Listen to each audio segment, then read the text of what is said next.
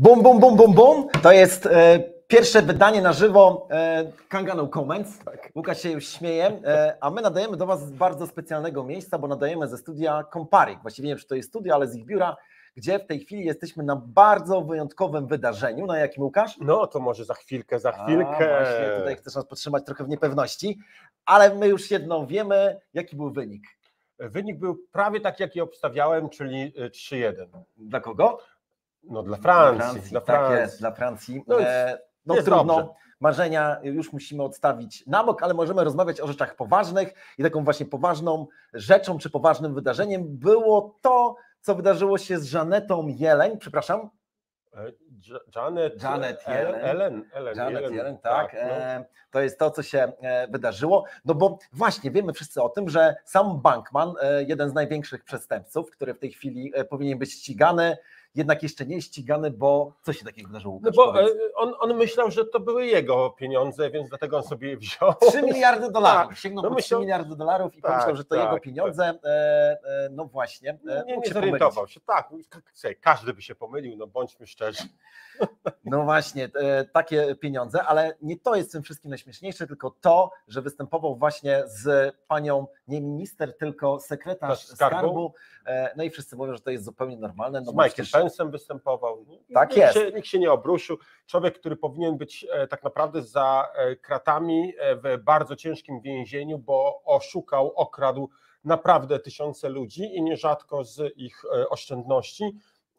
oszczędności życia, to on jeździ, bawi się i generalnie jest cały czas uważany za wielkiego tutaj przedsiębiorcę. W ogóle nie wiem, czy słyszałeś, jak CNN czy NBC, generalnie wszystkie lewacko-demokratyczne media, które w Stanach pokazują sama Bankmana, ciągle się myli. Bardzo dobrze. Jak oni go pokazują, to oni go pokazują, że no, on taki biedny jest, on tak się starał, tak, no i mu nie wyszło, ale to któremu przedsiębiorcy kiedyś nie wyszło, no przecież jak komuś raz nie wyjdzie, czy dwa, no to jest to jest nawet dobrze, bo znaczy, że umie sobie poradzić w kryzysowych sytuacjach. Ale wszyscy współczują Samowi Bankmanowi, bo to okazuje się, że jego narzeczona, czy właściwie ich relacja w tej chwili przechodzi pierwsze próby, pierwszy kryzys. Tak, pierwszy kryzys. Caroline chyba go opuściła. Tak, opuściła go, chyba się naprawdę pokłócili, bo ona poleciała do Dubaju i go zostawiła, więc on teraz biedny sam siedzi, gra w gry komputerowe. Ale jest jedna dobra wiadomość dla niej,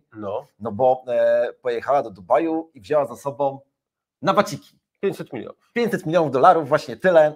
Ten świat jest właśnie tak sprawiedliwy, więc podsumujmy, bo zaraz wejdzie tutaj specjalny gość, ale podsumujmy. FTX uregulowana giełda, duża giełda, uregulowana w Japonii, w Stanach Zjednoczonych, również w Europie przez Cypr, a zatem wiemy, komu ufać, sami śledzimy ten wielki kabaret.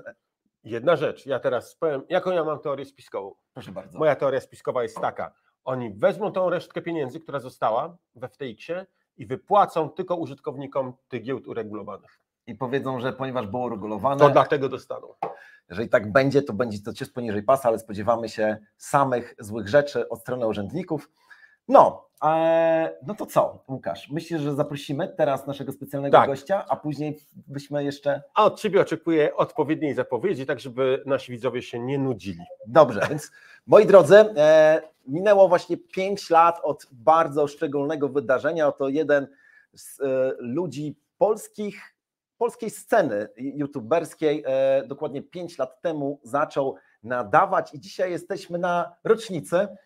Proszę bardzo, oto Mike Satoshi. Mike, ile ty masz w ogóle lat? Ile ja mam lat? 18, a tak naprawdę 42 i za chwilę będzie kolejna. 42 lata.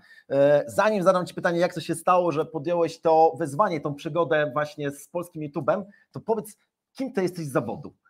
Bo Ty jesteś inżynierem, zgadza się? Ja jestem inżynierem, wiesz co, ciężko powiedzieć, bo ja generalnie tak, skończyłem inżynierię oprogramowania, później skończyłem elektrotechnikę, więc generalnie ciężko powiedzieć. Programistą nigdy nie byłem, chociaż bawiłem się trochę w programowanie, ale nigdy zawodowo tego nie robiłem. Później otworzyłem własną firmę, miałem i sieć komputerową swoją, a generalnie później poszedłem w branżę energetyczną i chyba najbliższe określenie to był po prostu energetyk. Energetyk, czy jesteś energetykiem, ale zobaczcie, człowiek wszechstronny, zawsze jak nagrywasz, przynajmniej od jakiegoś czasu swoje live'y albo wywiady, to z tyłu widać, że stoją jakieś książki. Czy ty jesteś takim zapalonym czytelnikiem? Wiesz co, mam z przerwami, bo mam czasami taką, od października tego roku mam taką manię czytelniczą i przeczytałem już, nie wiem, z 8 książek, a przez poprzednie 2 lata nie przeczytałem ani strony, więc mam czasami coś takiego, tam kompletnie awersję, a później zaczynam czytać i łykam kolejne książki i to tak zaczęło się od standardu Bitcoina, a później tak po kolei już leciało. Okej. Słuchaj, powiedz, jak to się stało, że dokładnie 5 lat temu nadałeś pierwszą emisję w eter. Czy ty masz w ogóle jakiekolwiek doświadczenie youtuberskie albo teatralne?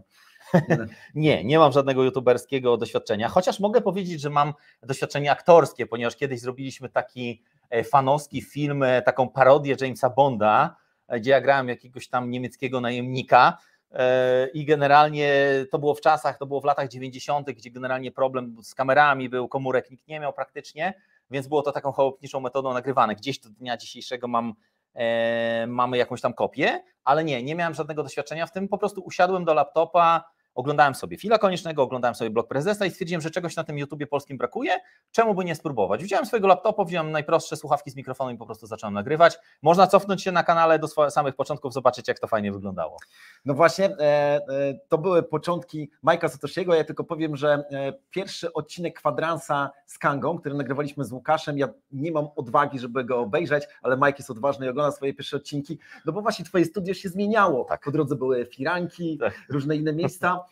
Kto przygotował ci pierwsze prezentacje do twoich odcinków? Sam przygotowałem, wykorzystując takie gotowe tła w PowerPoincie. No wygląda to w tej chwili komicznie po prostu, ale to jest takie fajne, to jest taki sentyment, gdzie człowiek zaczynał, gdzieś tam zbierał te newsy w internecie, coś tam prezentował, dawał takie gotowe, jakieś tam bąbelki, jakieś tam różne rzeczy, kolory, no możemy sobie na to spojrzeć, niemniej jednak poszło to, w tej chwili już zajmuje się tym profesjonalny grafik i to widać tą różnicę, widać ten postęp przez lata, jak to się wszystko zmieniało i tak nieskromnie mówiąc uważam, że mam jedną z lepszych szat graficznych, jeśli chodzi o polski krypto-YouTube. O, polscy youtuberzy, tutaj poszło wyzwanie, musicie coś z tym zrobić.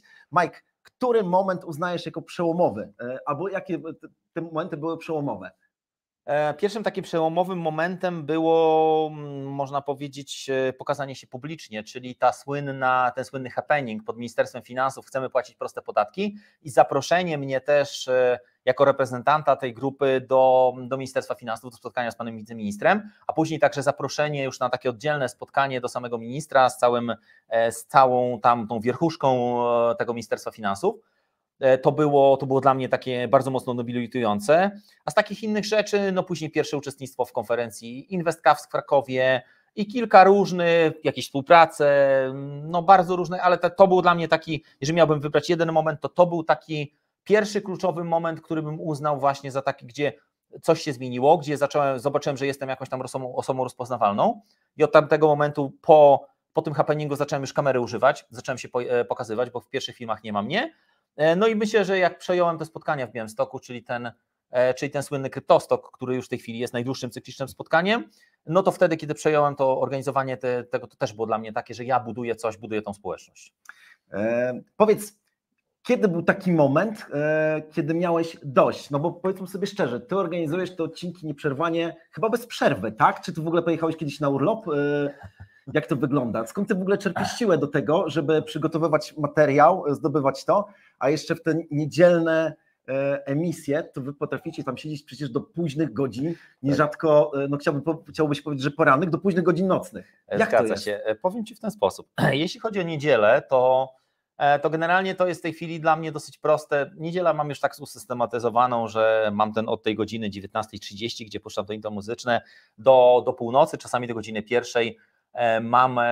Mam czas, żeby po prostu poświęcić tej społeczności. Jest to chyba najpopularniejsza transmisja na moim kanale. Przychodzą goście, którzy sobie rozmawiają. Bardzo często ja też, jak czasami w poniedziałek wcześniej muszę wstać, to muszę wręcz tak niekulturalnie mówić: sorry, wiecie, nie chcę was wyganiać, ale rano muszę wstać, załatwiać pewne sprawy.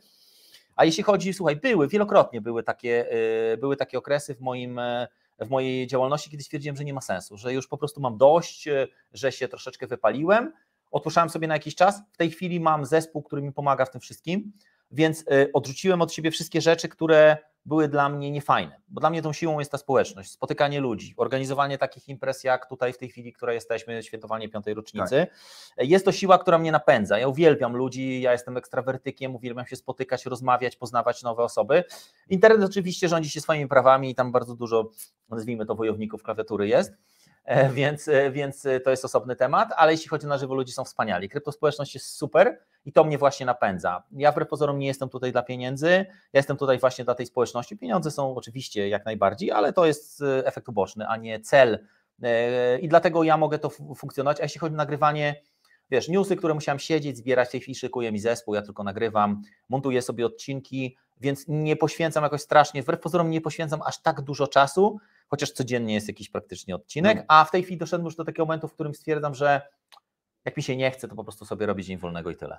Mike, na koniec powiedz, czy jest jakaś rzecz, którą mogę Ci życzyć, a do Was mam prośbę, wy wszyscy, którzy w tej chwili nas oglądacie i później będziecie nas oglądać, piszcie życzenia dla Majka, bo 5 lat, no to nie w kaszę dmuchał.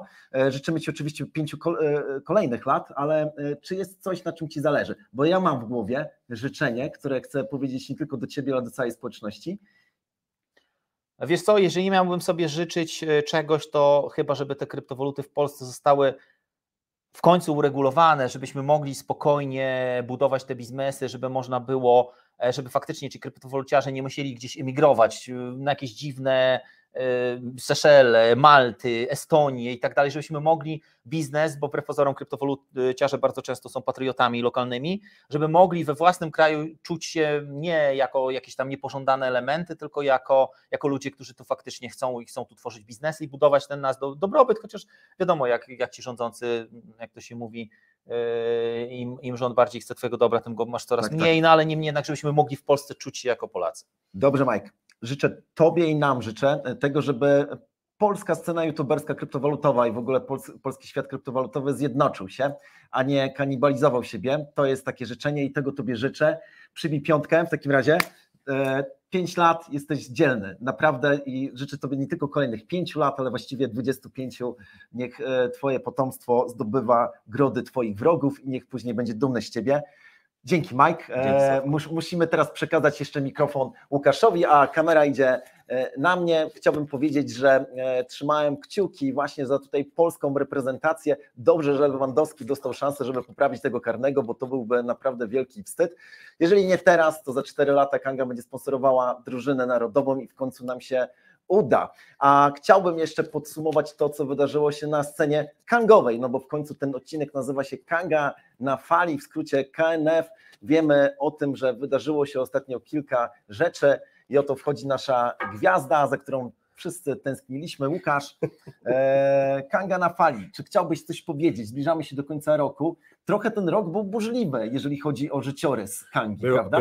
Działo się dużo. Mieliśmy wiele nowych pomysłów, wiele pomysłów, które wcześniej mieliśmy, jednak okazało się nie tak trafionych, a inne okazały się dużo bardziej trafione niż planowaliśmy. KNF, czyli Kanga na fali, to widzimy, token KNG rośnie podczas Bessy, rośnie, gdy wszystko inne spada.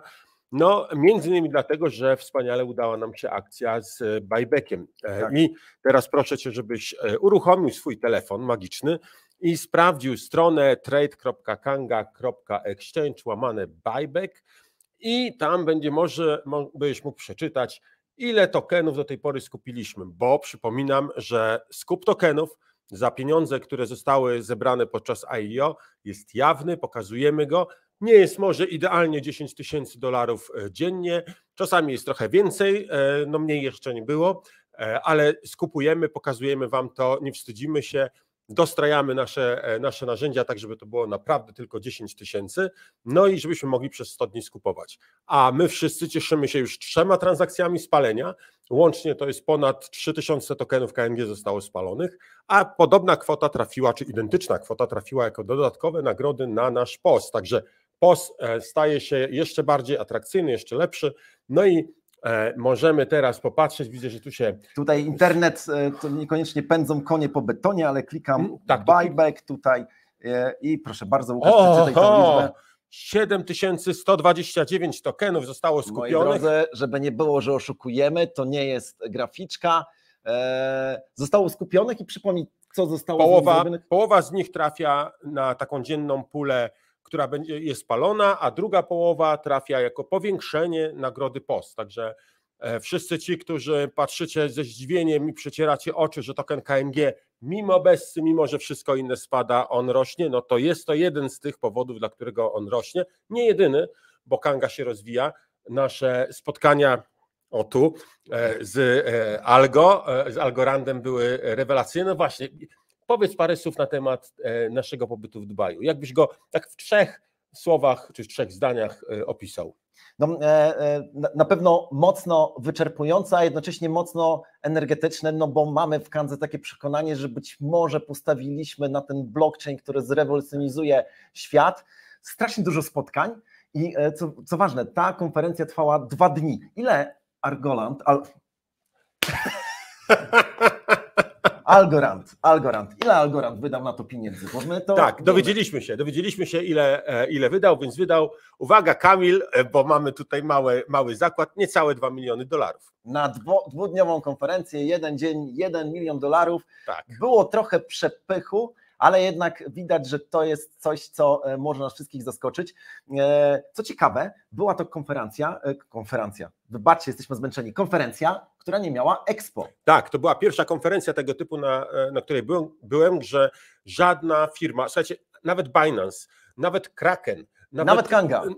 A właśnie chciałem powiedzieć, że Kanga miała swoje bo stoisko. Kanga wpadła na super pomysł. Ale... Tak, zajęliśmy najlepsze możliwe miejsce, czyli takie stół z fotelami i kanapą przy przejściu do toalet i to było najlepsze możliwe miejsce, no bo przecież w czasie konferencji każdy musi skorzystać z toalety, nieważne czy jest zwykłym deweloperem, czy jest na przykład Stacy, która jest prezesem Algorandu i w ten sposób udało nam się poznać Stacy, która bardzo chciała z nami porozmawiać przez te 2 dni, ale jej się nie udało, bo była faktycznie cały czas oblegana, ale uwaga, praktycznie całą imprezę, całe afterparty, które trwało tam 3 godziny, no może całe nie, ale ponad połowę spędziła z nami i była bardzo, bardzo zadowolona, czy zainteresowana.